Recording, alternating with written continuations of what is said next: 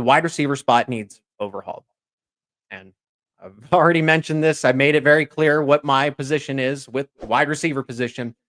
It needs a complete overhaul. And Penn State's got to make a serious decision. The first catch that was made by a wide receiver came from Liam Clifford on a 5-yard completion late in the game. I get it. Tyler Warren had a monster game. Theo Johnson wasn't out there. We're finding out that Dante Cephas was not available. We don't know why. Was he not injured? Is he transferring? Was he academically ineligible? I've heard all the rumors floated out there. I can't speculate. I don't have any official news.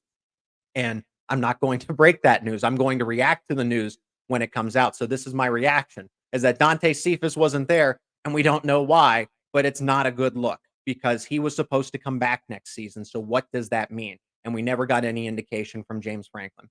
But Penn State needs to make a decision, and they need to make a big one. Do you stay the course? Do you maintain your wide receiver room? Because on other episodes, I have made it clear that the reason Penn State is not getting wide receivers out of the transfer portal is because there are not open spots. Other than the one that Christian Driver left behind at third and fourth string, there isn't this abundance of scholarships, of positions in the wide receiver room that players from the portal can just come in and take. It is crowded when we see that all of these guys can return next season. Keandre Lambert-Smith can come back. Dante Cephas, from what we do or don't know, can come back and was supposed to come back next season. Liam Clifford, Caden Saunders, Malik Mega, any of those guys, right?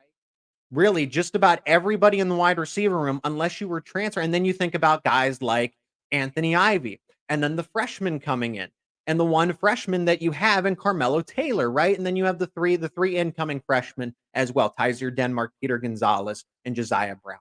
So this room, it's not like they had 4 or 5 wide receivers transfer out and Penn State isn't bringing anybody new in. It's because there's only one wide receiver spot, and we're assuming, again, that Julian Fleming is expected to transfer in, even though we don't have anything official. But Dante Cephas did not play. Was he even in Atlanta? I don't know. So Penn State needs to decide what they want to do. Do you want to keep this group? Do you want to keep this group and stay the course with mediocrity? Or do you want to tell some of these players to go into the transfer portal and find a new home so that you can bring in better players? I know that Penn State doesn't want to do that because that's not the integrity type of decision. That is not the success with honor type of decision to force whereas Ohio State said, we finished 11-1, lost to Michigan again. We don't want our starting quarterback in, so let's force him into the transfer portal, allegedly. Just have to preface that. But that's not what Penn State wants to do, but that is a decision that they have to figure out if they're going to make. Dante Cephas did not play. Keandre Lambert-Smith had 1 target, 2 targets, dropped a pass, and did not have a catch. That was supposed to be your number 1 wide receiver all season long. And after the game tape midway through the season, we said on this show that Keandre Lambert-Smith is not a number 1 wide receiver. I'm sure that he can be a solid complementary piece because we saw that a season ago. But when it came down to being a number 1 against better competition, because I'm glad that he can do it against West Virginia and Indiana, but he couldn't do it against Ole Miss, and he couldn't certainly do it against Michigan and Ohio State. In the games that mattered, Keandre Lambert-Smith disappeared. Trey Wallace, I think, has a lot of upside, has a lot of potential, but sometimes I feel bad for him because he got injured how many times this season? 3 different instances and 3 different injuries that we have to assume, right? We're speculating here.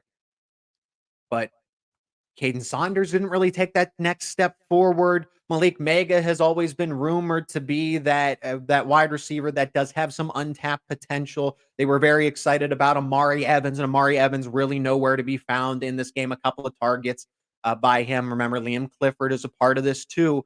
So all those guys I named and nobody broke through. Malik McLean was just on special teams for a majority of the season. There is a serious issue at the wide receiver spot.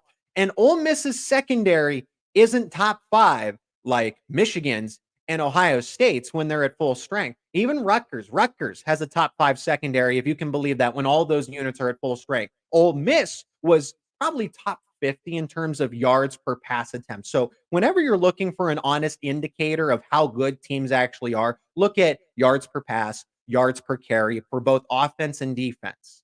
Because that's how I look at it. When you look at Ole Miss's defense, from a passing and a rushing defense, both those units were barely top 50. Okay.